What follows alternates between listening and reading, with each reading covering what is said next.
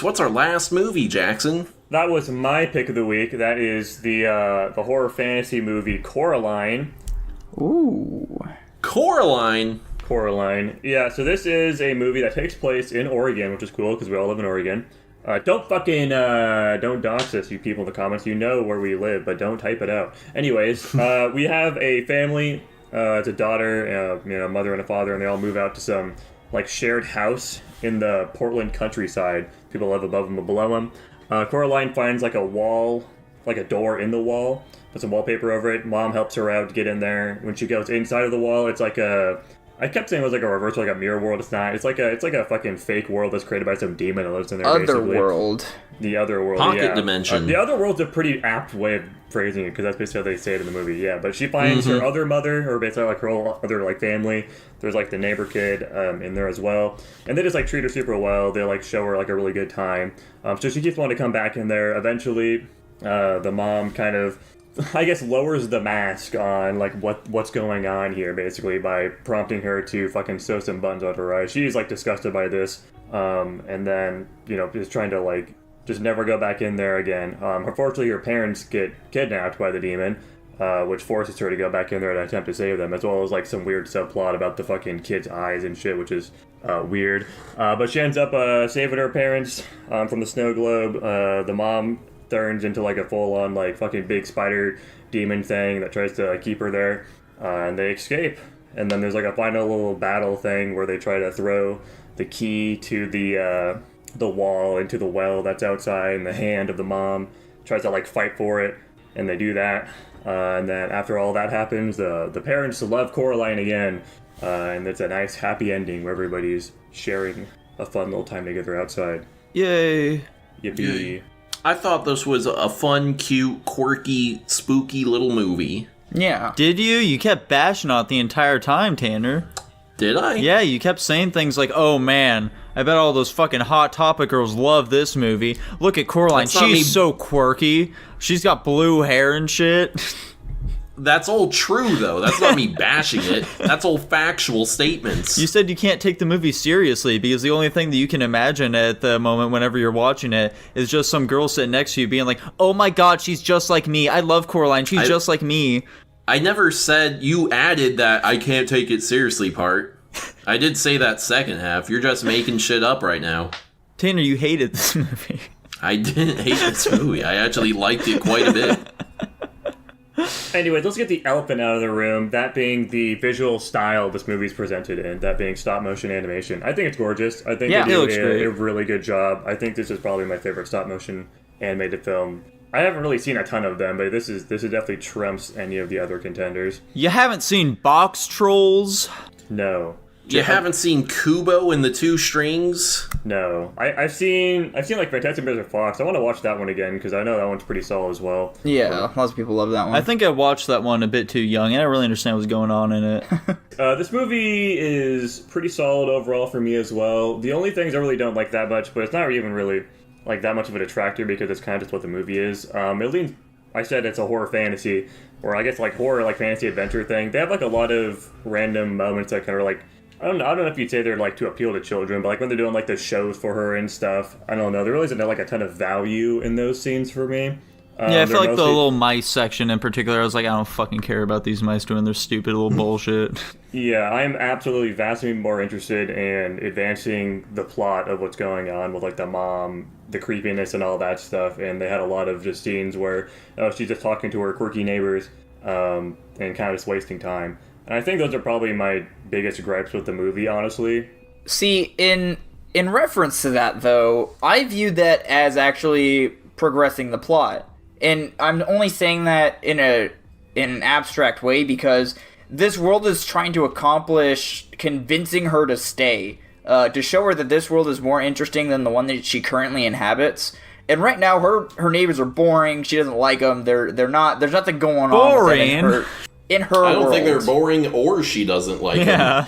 Well, she seems to get along with them just fine. But okay, sorry, I misspoke. However, the other world is showing that these people are more entertaining. There's more entertainment value in this other world, which is what the mother is trying to accomplish overall. So I think going to these shows with the mice and then seeing the two ladies perform, I think that actually is overall progressing the plot, because I think that's just the other mother's way of trying to convince Coraline to stay. It's all part of her master plan, which also ultimately ends up failing in the end. But in my mind I was like, okay, this is the other mother trying to fulfill her goal of capturing Coraline and making her stay. Yeah, so, but if those scenes are meant to be entertaining Coraline, shouldn't they also be trying to entertain us so we can kind of resonate more with Coraline? Be yeah, I can definitely see why she wants to stay. This is really cool. I'm enjoying this as well, Coraline. I mean, I think the big part about it, I should have rephrased, I guess, is I understand the point of them is to show her how awesome the world is, or all these cool things she can do and see in it. But mostly that they just drag on a lot. The mice scene, the dance opera thing they were doing. It just goes on for quite some time. I really just don't see the value in a lot. I like when they did the rehash scenes where how spooky when they're trying to get the eyes back. Yeah. But Tanner hated that fucking dance scene as well. He was having a hard time looking at the screen. He spit up a little bit on himself.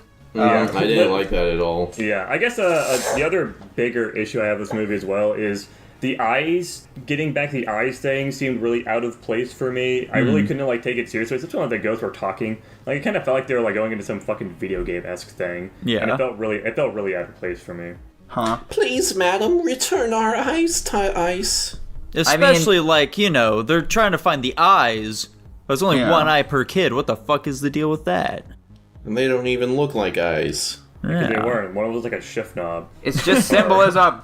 Yeah, but I was about to say something about that and I immediately fucking forgot. Oh yeah, I like the idea that all the neighbors kind of know what's going on as well. They're aware of what's happening, but they're maybe not knowledgeable enough to actually do something about it. For example, the grandma is pretty aware of it with the doll. Yeah. The fucking upstairs neighbor guy knows about it because of the rats whispering stuff.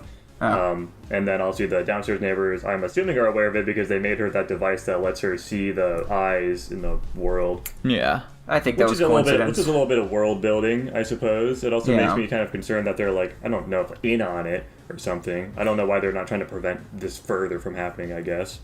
I think they just don't really know any specifics about it. They know that there's something weird going on. They just don't know what exactly it is. Yeah, that's a fair speculation. I will say, my strength or weakness, however you want to portray this, is I do, in some scenarios, I do tend to immerse myself in the actual world of whatever the movie or book or whatever I'm doing.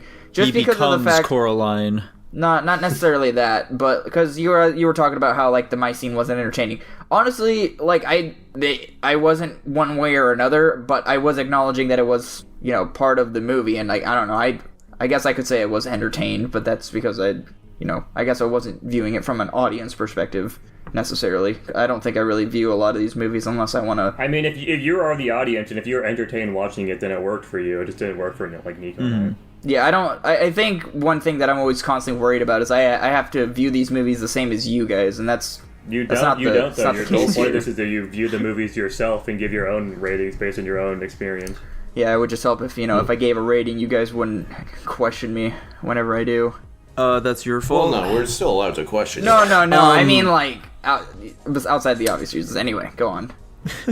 I agree with Jackson to the extent that, and I do believe I said this while we were watching it, I felt like I wanted to get to the twist of, the other world being evil and whatever a bit quicker, and a way they would have accomplished that is by definitely cutting down on the amount of time the Wonders took up.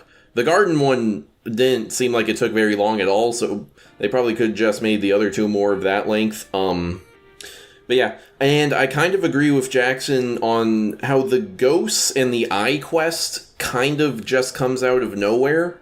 They need more to happen in the movie. Yeah, it kind of seems like that was the case, but instead they could have just, come up with some reason why Coraline need to go back to each of those 3 locations in order to just save her parents. That's... in my opinion, a compelling... 3 keys to unlock a door they're trapped in or something. Yeah, some shit like that. In my opinion, that's a compelling enough... saving her parents is a compelling enough reason for her to go back into the world. We didn't need to have the weird ghost thing. Yeah, the ghost really... The only purpose the ghosts really serve in the plot at all is just them explaining the fact that if she does, in fact, go through was, getting the buttons to let her ride. She's just gonna get fucking, like, eaten or killed by the demon chick anyways, which is fine. I like that they had that exposition, but the ghosts really don't serve any other purpose other than, the fucking... The game thing they do. I thought they were going to do more with it at the end, because I honestly forgot what they did with it. But they don't really do fucking anything. Like, she, mentions, they're free or something to the grandma, and then nothing happens with it afterwards. I'd have been fine with have it be one ghost, even have it be YB's grandma's sister. Don't do the eye thing, and you can have her explain, oh, here's how the buttons work, and I'm trapped here until you, kill the mother, or whatever. Yeah. I also, personally, this is just, a little gripe with me. Whenever, a villain makes a deal with, our hero character or whatever, and they just, go back on the deal, I don't like that, personally, very much. I much prefer it if, they do it, they did the thing that they were promised, but then, there's some kind of little twist with it, There's some twist that they weren't anticipating. That's just far more interesting to me. Kind of like I guess a genie wish, I guess is what you're thinking. Yeah, sure. Right? Yeah, okay. Sort of thing. Yeah. Yeah, I mean, I guess I kind of just expected at this point, whenever our protagonist makes a deal with the villain or the antagonist, you kind of know in the back of your mind, you're like, all right, there's gonna be a backstab. When and where is it gonna happen? So I guess subverting that expectation would be rather entertaining. But I don't know. Yeah, but that's dumb and lame. So I personally don't feel that way about the Eye Quest. I just kind of was like, she's deriving power from killing children, obviously. Or eating them or whatever she does, and these spirits are trapped here, and it's fueling this world, and in order to make sure this world doesn't come back, or at least is not as strong as influence as it was before, releasing the children's spirits, not only because it's the right thing to do, but also just to not have this world be powered. And I don't know. I guess I don't really think too far outside of we're doing this now, this is where we're at. Unless it's truly obscene and out in left field. So I didn't think the ghost children eye thing was weird at all for me personally. I think it would have been neat if you're gonna have the ghosts in it. I much would have preferred if there was hints of them throughout the movie, instead of just showing up when she gets thrown in that timeout room. When the mother is being friendly and trying to trick her into wanting to stay in this world, have the ghosts whisper something in her ear, or they do something Ghostly weird that tips off, they do something to tip off, oh, maybe I shouldn't trust the mother, or whatever. Yeah. Slowly peel back the veil. Isn't it literally, the only thing that prevents Coraline from going through with it is she's just oh, I think the button thing seems uncomfortable. She isn't really suspicious of the mom at all yet. No. Maybe slightly because I think the cat said something to her before that point. Yeah. But really, it's just because she's oh, that seems painful, I don't want to do it. Yeah. Yeah. So she started to get that vibe after they were being uber persistent about the buttons and all that. Yeah. But, Yeah. Yeah, I will also say, before I get to a couple of things also bothered me, I will also just state real quick here, I really liked this movie, okay? I really enjoyed it a lot. We're ragging on it a lot. We sure, we're picking it to death for no reason. We're giving it a bunch of negatives here, but ultimately I think it was a great movie. A fantastic animation, had a good soundtrack, all that kind of stuff, It was very charming overall, I would say. However, also, just the little moments of comedy they try and get in here and there, where it's my name's Coraline, stop calling me Caroline. I didn't fucking care. They did it so many times in this movie. It's how are none of these people getting her name correct? It's not fucking funny anytime that they do it, okay? And then just especially since they just did it, they just named her that so they could do those jokes. Exactly. I mean, I viewed it more as this is another reason why she hates her real world and wants to go to the other world. That's how I viewed that. Nobody was getting her name right in the real world, so it was fuel to the fire. Yeah. I think it's dumb still. I didn't like it very much. That's fine. Also, just the way she fucking bullies the other kid. Why is that? Yeah. Girls don't like stalkers, man. What can I say? Well, I think that is kind of the point, is that, Coraline is acting like her life is, terrible in this real world, but it's just listen, her parents clearly love her. They're busy, okay? Yeah. And, yeah, she is kind of just an asshole, kind of. She has a real negative attitude. And so we're kind of balancing, she's a child, so she thinks her life is this, that, and the other, but, we're watching it, and we're oh, well, that's kind of how it is. I understand why she feels that way, but also, she needs to grow up a little to get over that. Yeah, that's one thing that I like they accomplished, I feel, in the end of the movie, because I think some people can interpret, oh man, the parents changed, like something in that other world affected them, and now they're better parents to Coraline. I think it was more of a mutual meet in the middle point. I think it's mostly just because they say her parents got like that big break with their blog or whatever. I assume that got them like a decent amount of money and probably some more free time, so they could have spent time with their child. And the ending is just what would have been the product of them spending time with their child. Yeah, exactly. Also, just like one more little complaint, okay? This is my last one, I swear. The fucking like final confrontation with the fucking hand I thought was really stupid. I don't think it was very necessary.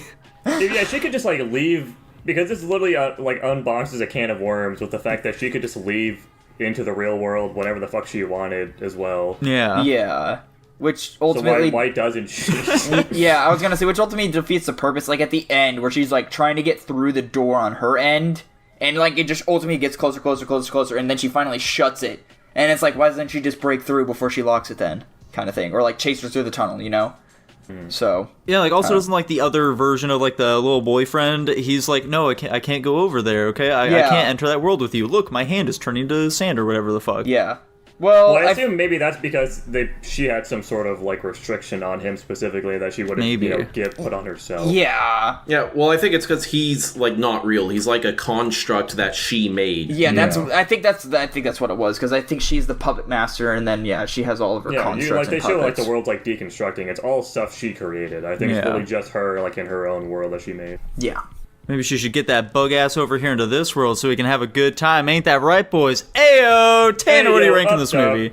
I'm gonna give this movie a solid A. Solid. Dylan, how about you?